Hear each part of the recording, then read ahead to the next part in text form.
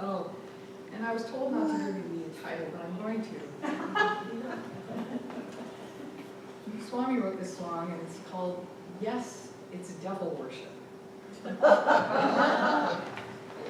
Anyway. Brother, I've a faint suspicion you and I have been led astray, taught to drive the devil from us. We've invited him to stay. What we need is light, for we can't work out the darkness with a stick. No, we can't drive out the devil with a stick. Some proclaim all men are sinners, can't escape the devil's might. How their interests must intrigue him, they won't let him out of sight. What we need is light, for we can't drive out the darkness, talking sin, talking sin. No, we can't drive out the devil, talking sin. Some of us were taught the slogan, social evils must be slain. What can anger drive out sorrow? How can passion conquer pain?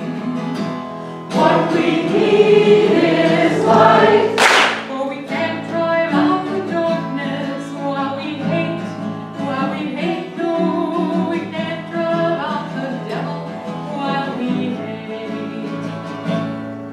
Brother, have you ever wondered why the darkness lingers on? If you want to see the sunrise, let us turn to face the dawn. What we need is light, for we'll only pass the darkness when we love, when we love. Yes, we'll only pass the devil when we love.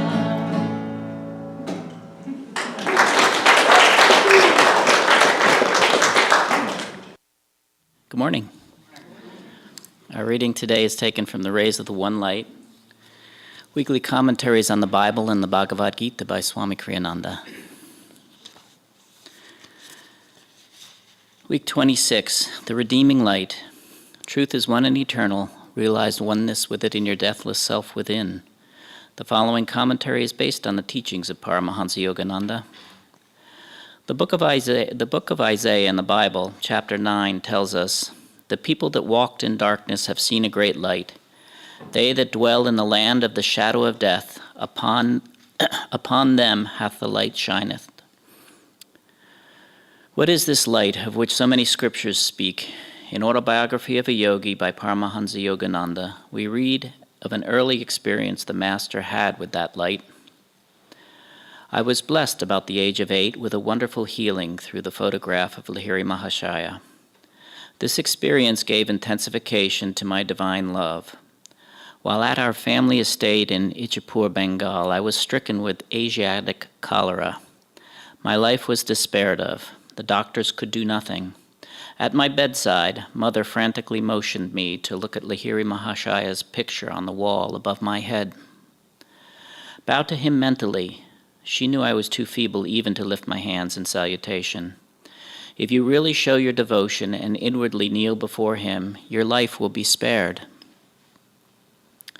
I gazed at his photograph and saw there a blinding light enveloping my body and the entire room. My nausea and other uncontrollable symptoms disappeared. I was well. At once I felt strong enough to bend over and touch my mother's feet in appreciation of her immeasurable faith in her guru.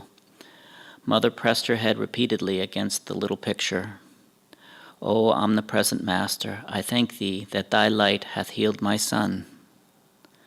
I realized that she too had witnessed the luminous blaze through which I had instantly recovered from an usually fatal disease. "Where my light is," God once told a saint whom the divine light had healed, "no darkness can dwell." The divine light, pure, calm, liberating, is the only final cure for every kind of delusion, ill health, emotional grief, and spiritual ignorance. Seek it daily in the silence, in deep meditation. As the Bhagavad Gita says in the 5th chapter, for whom that darkness of the soul is chased by light, splendid and clear shines manifest the truth, as if a sun of wisdom sprang to shed its beams of light. Thus, through Holy Scripture, God has spoken to mankind. Om, Om. Good morning, everyone. Nice to see you. Thanks to the light, I can see you. It's good. My name is Lorna. This is Nayaswami Bharati. It's really fun to be here with you today. This is the beginning of the week, the anniversary week at Ananda Village. 50 years ago today, they founded the first Ananda colony. And they're celebrating this week, and at the end of the week, dedicating a new temple of light down there. And so some of our friends, quite a few of our friends, are at the village this week. And this topic is really fun. I always like it when it comes around to this topic. The souls, well, let me start with, in the book of the readings that Jim did, Swami Kriyananda wrote those, and there's a whole, year of reading. So every week we get a topic, and he laid these all out with a lot of care and a plan for this sort of course of self-realization that we take during the year. This particular reading is part of several chapters that are called the soul's ascent, meaning how we get back to that light, how we raise our consciousness. And so the redeeming light is about how we awaken to that reality, how we raise our consciousness so that we are aware of that light all the time, and return to that understanding of our soul's reality, that we are that light. One yogi was talking to another yogi about raising consciousness. And he said, I don't know if I want to raise my consciousness. Doesn't that mean that everyone will be able to see my subconscious? Oh. So, to raise our consciousness means to quit focusing on what we do wrong, the things that aren't to that light. What the song that Saranya sang earlier is the devil or sin, which Yogananda and Swami Kriyananda just defined as ignorance. It just means we make mistakes. We don't understand how it really works, so we try things and see if that works. Will that bring us happiness? Will that bring me happiness? And it's all one experiment after another until we figure it out. And so focusing on sin is not going to work. Focusing on feeling guilty that we're sinful and that we make mistakes, that's not going to work either. So this chapter is telling us, as the song did, what we need is to focus on the light, because that's the reality. That's what's going to heal us of our sin. That's what's going to take us to that understanding, is focusing on that reality of that light. And the physical eyes, of course, are limited. We can see the beautiful sunshine coming in this morning. We can see the light around us. We can see the light of the sun. But there's an inner light. And in our purification ceremony that we do here every week, we light a little fire that we focus on so that we see it with our physical eyes. But we're reminded that that is a symbol of what is actually happening inside of that inner light. And these, as I said, these experiments that we do help us to understand and help us take us to that understanding that that light is real. The scientific approach that we have here in the West is to try it. We're always hearing about new studies, new discoveries, new ways of understanding based on the scientific approach of experimenting, trying things out, taking polls, figuring things out in a very logical way. And we have newer and newer, machines and equipment that we can use to scientifically discover things that we didn't know before. Well, yoga tells us that we can also experiment and discover and find realities and discover those things that are actually there that we just weren't aware of before. It's all based on our experience. And the experience of the masters tell us, Yogananda, Yukteswar, Jesus Christ, all of these are avatars who've done all the experiments, who are the scientists of yoga, who have gone through all of it and figured it out and finally reached that understanding and let go of everything that's not true and are embracing that light and living in that light, which is what we can do too. We can do that as well. And the light it's an interesting topic because it's all around us. It's part of what we see every day, especially this time of year. It's wonderful. So even if you're not a spiritual seeker, even if you're not somebody looking for eternal truths, you know that the light is something that symbolizes and means life. It means awakening. We awaken, we have darkness at night, we go to sleep, we awaken to the light, to the dawn. Springtime, things start growing all over the place because we have more light. And things start to, you can watch the flowers just open to that light. And it means greater understanding in a way that we in the little cartoons, if somebody has an idea or has a solution, they have a little light bulb above their head. We talk about illuminating and having ideas that clarify, that give us more light and clarity and understanding. All of that is part of our language and part of who we are and part of the world around us that we see. And at nighttime, when it's dark, we have the moon and the stars that are reminding us of that light that is always there and that darkness is fleeting, it's passing, and the sun is coming back, the light is returning.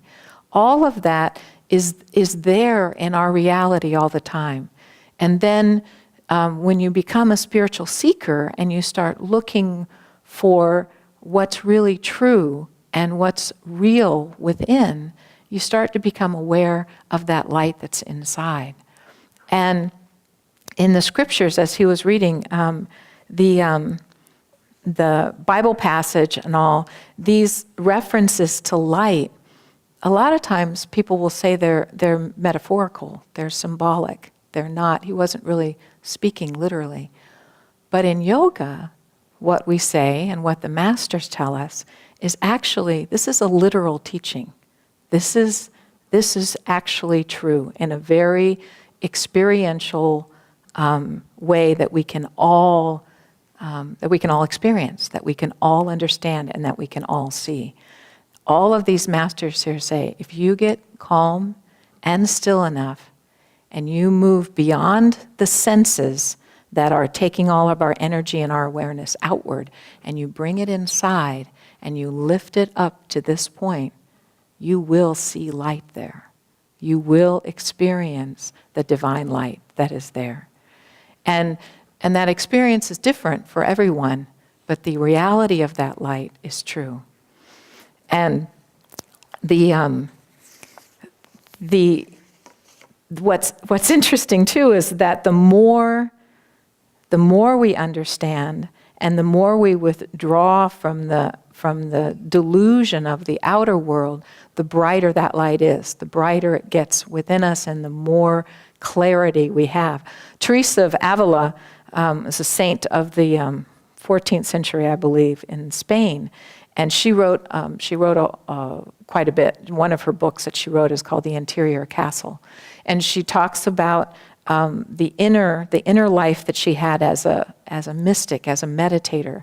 She didn't know the word yoga. She didn't say she practiced yoga, but she practiced contemplative prayer, being silent and still, and focusing on the presence of God inside of herself. And so she wrote about her experiences, and she described it as the inner life as this castle, bless you, this castle. And that as you enter the castle, it's dark. There's darkness, the rooms are dark as you go into this castle. And she even described little, saying that as you enter this, the thoughts and the meaning, how did she put it? She said the snakes and the spiders and the little creatures come into your thoughts, meaning our restless thoughts. She described them as these creatures that would come into the rooms, these outer rooms, and it's dark and it's hard to find your way. But as you go more towards the center, in yoga we talk about the sushumna, the center of the spine, the very inner part of the astral spine. She talked about going into the castle.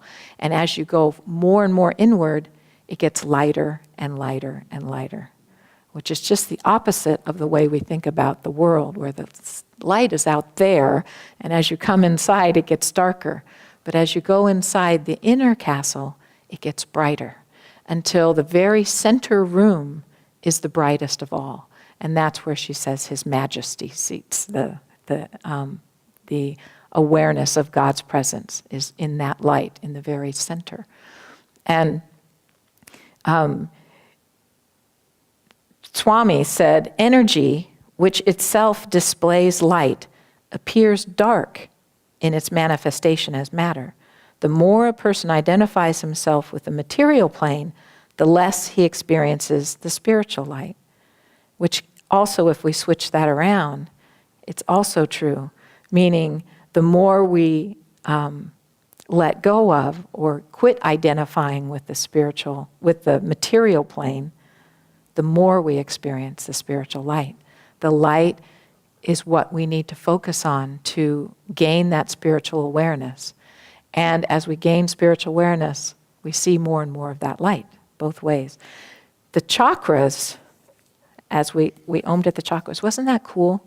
If you've never done that before, it's really lovely to have more time to meditate afterwards, because when you do that, you just get more and more centered in the spine, and you don't want to move. So try it at home, and then sit and meditate for a while afterwards. Anyway, here, and this book is from The Promise of Immortality, which is Swami Kriyananda's book. More in-depth discussion of these topics. And I wanted to bring up the chakras.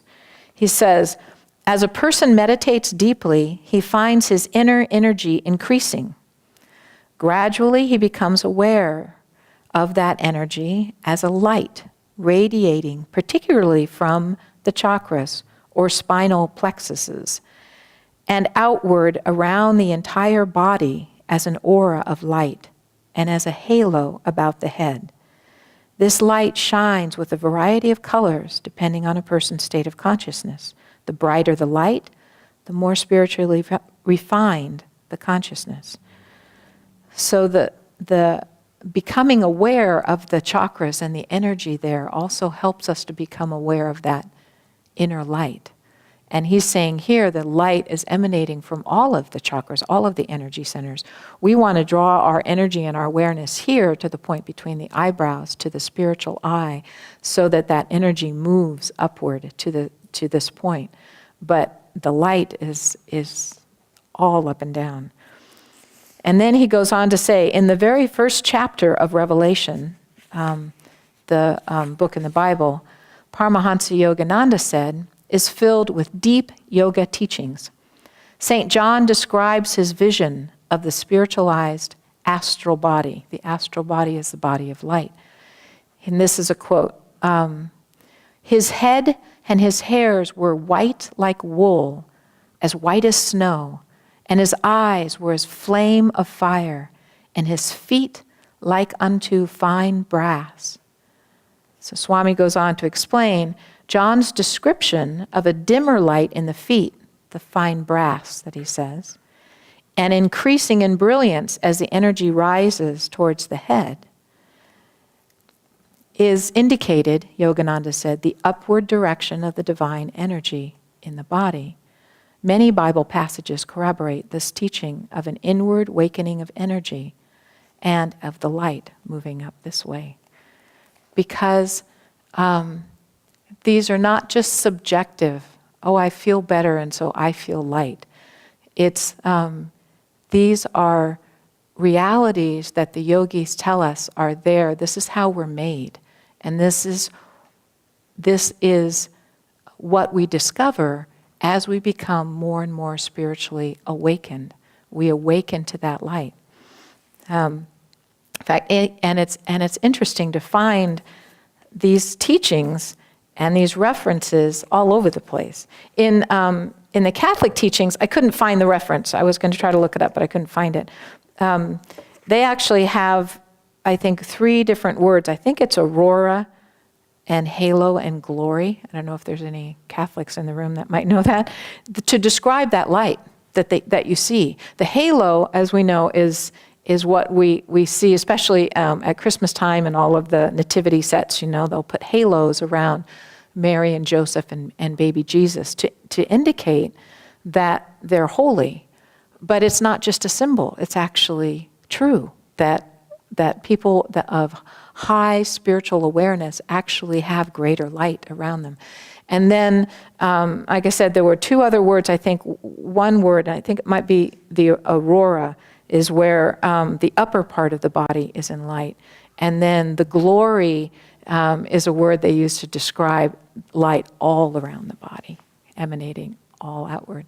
And so you think, well, where did those ideas come from? They came from experience. They came from people who actually saw that and see that. The inner light and the inner awareness of that is different with different people. And it depends on your karma. It depends on, we're all just different. And so there are people, as we all know, we've heard of people actually see that aura all the time, see that light around people and around objects and in rooms, and just they're aware of that all the time.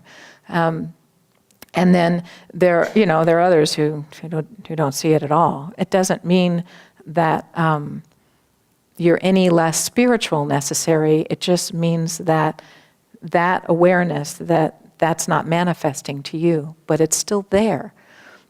There's a fun book that I read once about a woman who saw angels. She sees angels. She's still alive. I was intrigued with the book because it was called Angels in My Hair. And her name is Lorna, the author of the book. So I thought, I need to read that book. So I read the book, and she's Irish. And you can go online and find her and read about her. It's a very interesting book. And she just describes how throughout her entire life she sees angels. When she was really little, she just thought everybody saw them. They were just there with the other people that she talked to, and they were angels, and everybody had angels. And then it was interesting, I read when I was researching some of this that the Hindu scriptures actually say that everybody has 2 angels, one on the left and one on the right. And the one on the left keeps track of, let's say, our mistakes. And the one on the right keeps track of those things that we do right. So it's interesting. So this woman described that everybody had one angel, a particular angel that we have that follows us. But she just sees angels all the time. Now, angels are just astral beings. They just don't have bodies, physical bodies. They're not in that form. They have bodies of light, and they have a particular job to do. They're here, and again, in one of the readings, and I couldn't find it this morning, I believe Yogananda said that the angels are working out their karma by helping humans, by helping people. That's their seva, that's their duty, that's their job, and it helps them to become more free of their karma by doing that. But they're astral beings. They're beings of light instead of having a physical body. So this woman sees angels all the time. Now, I don't know why. Why does she and I don't? I don't know. Maybe when she was in the astral world, she worked a lot with angels, and she came here with that understanding and held on to that so that she could still see those angels. So there are abilities that we can we can develop, and we can work on seeing that light and becoming more aware of that light, whether it's astral beings or it's auras or it's just an intuitive understanding of that light.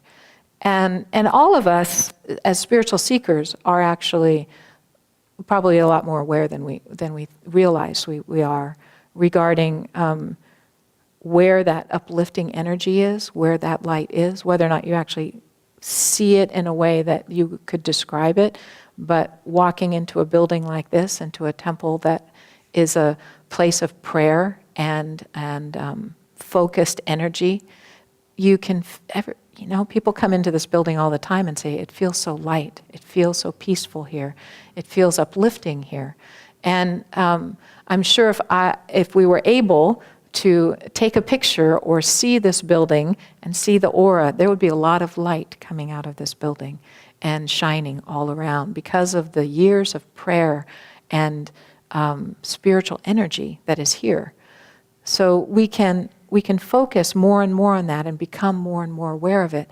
And that's how we grow spiritually, not by focusing on the mistakes, the sin, not by trying to beat out the devil with a stick, by feeling guilty about the fact that we're not, up there on the altar yet, but by focusing on the light that's within us and the light that's all around us. And there's a lot of ways that we can do that in a very practical sense. Did you know that Yogananda said that the spiritual eye, which we have depicted up there, and that's a depiction of something that is real, that's true, that you can experience within your own self. You see that. You see a gold ring surrounding a bright blue field, and within the very center of that field is a tiny, white, silvery, 5-pointed star. Here the star is a little bigger. On that one back there, it's a little smaller. But it's a very small star, and you can read about the spiritual eye in Yogananda and Swami's writings about the astral, the causal, that different, what the different colors and the rings mean. But it looks like that. And if you haven't actually seen it, you can still visualize it. You can put a picture of it on your altar and focus on that, visualize it, because it's there, even if you can't actually see it. Sometimes you get glimpses of it that are not perfect. Maybe there's a bluish field with sort of a glowing ring around it, but you don't see any star in the middle. Or, and you get glimpses of that, and as soon as you think, oh, what's that? And then it sort of disappears, it goes away. But we need to be incredibly calm and still in order to see that. And it doesn't matter whether you practice yoga or you practice these techniques. We don't own the star. It's not ours. It's just a reality. And a lot of people who never heard of yoga, never meditate, don't do these kinds of practices that we do, they still see it. I went into I think it was a Lutheran church one time, and they had a big banner on the wall. Lutheran churches, they don't do pictures of Jesus or a crucifix or anything like that. They don't do any images. But there's this big banner in the back of the sanctuary, and it's the spiritual eye. It's just this big gold ring with this blue field and the star in the middle. It's just hanging there. And I went, wow, look at that. Somebody saw that. Somebody had that experience and saw that and knew that it was true and that it was meant something wonderful and real. And they created this banner. So it's a universal experience. It's how we are made. And my guess is, if you were born on another planet or somewhere else in the cosmos, Yogananda said, oh, sure, there's lots of planets we can get born on. You still have a spiritual eye. You know, it would still be there because it's the way we were created. But you can also focus on light in other ways, just to bring more light into your life. You can wear light-colored clothing, turn on more lights in your house, open the windows and the curtains, paint your walls nice bright colors. Focus on light. Just bring light into everything that you do, into all of your surroundings as much as you can, into your conversations, into your difficult experiences. Swami once told a woman who was suffering from terminal cancer, she knew that she was not going to be long in the body. And she said, what do I do? How do I pray? Do I pray to be healed? When basically she knew she wasn't going to be healed. She figured she wasn't. Do I pray, do I just give up and just say, take me, God? How do I pray in these circumstances? And he told her, just focus on the light. Just focus on the light. That's the reality. That's never going to change. The body may come and go, but the light is there always. The spiritual eye is there. The light of God is there. So focus on light. Think of light. And I've often come back to that in any difficult circumstance in my life that I find, especially in those times when I'm not sure what to do, if I feel a little confused. And it's always the right answer. What do I do? How do I pray? What do I say to this person? How do I get through this? Focus on the light. Just focus on the light in whatever way that means for you, because that will be your thread that carries you through anything that's changing, anything that's difficult, anything that is confusing you. You focus on the light. The light will give you clarity. The light will give you understanding. The light will give you what's real and what's true. The redeeming light, that was the name of our reading. Swami said, divine redemption means withdrawing from identification with delusion and becoming inwardly absorbed in the light of truth. And then he says, absorption in the light comes not by passivity, nor can it be forcefully commandeered. It comes at last, however, by steadfast, deep devotion, which means opening the heart. And meditation. We open our heart. We can feel devotion anytime. But when we meditate and we get still and calm and can really focus on opening the heart, then we can move closer and closer to that light, or feel like we're more and more in that light. And that's when the light redeems us from everything that is not true. Let me read to you from Whispers from Eternity. This is number 215. It's called A Million Salutations at Thy Petaled Feet, O Lotus of Light. A million salutations at Thy petaled feet, O Lotus of Light. I pour out my heart's love before Thee. I pour out my whole being. I offer all the fragrant musk of my soul at Thy feet of omnipresence.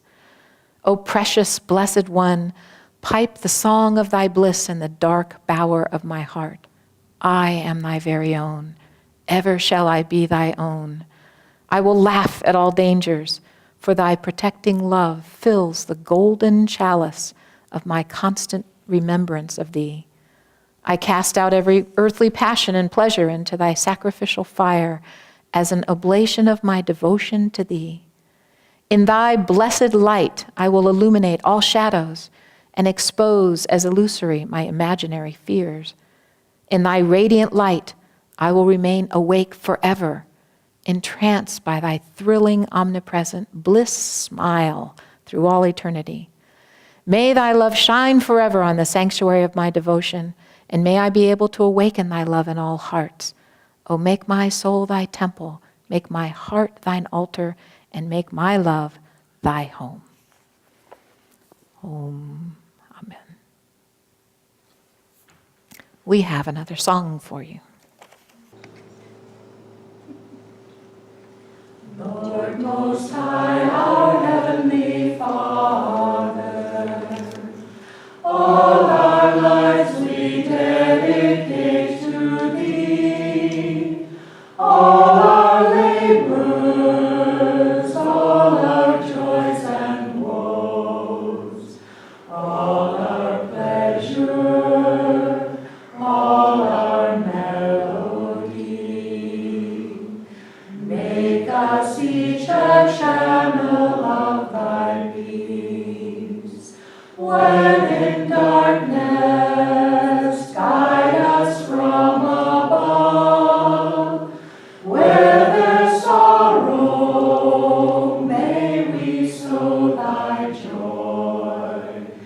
Where there's hatred, may we share Thy love. Lord Most High, our Heavenly Father, all our lives we dedicate to Thee. All our labors, all our joys and woes, all our pleasure, all our melody. Make us each a channel of Thy peace. When in darkness, guide us from above. Where there's sorrow, may we sow Thy joy. Where there's hatred, may we share Thy love.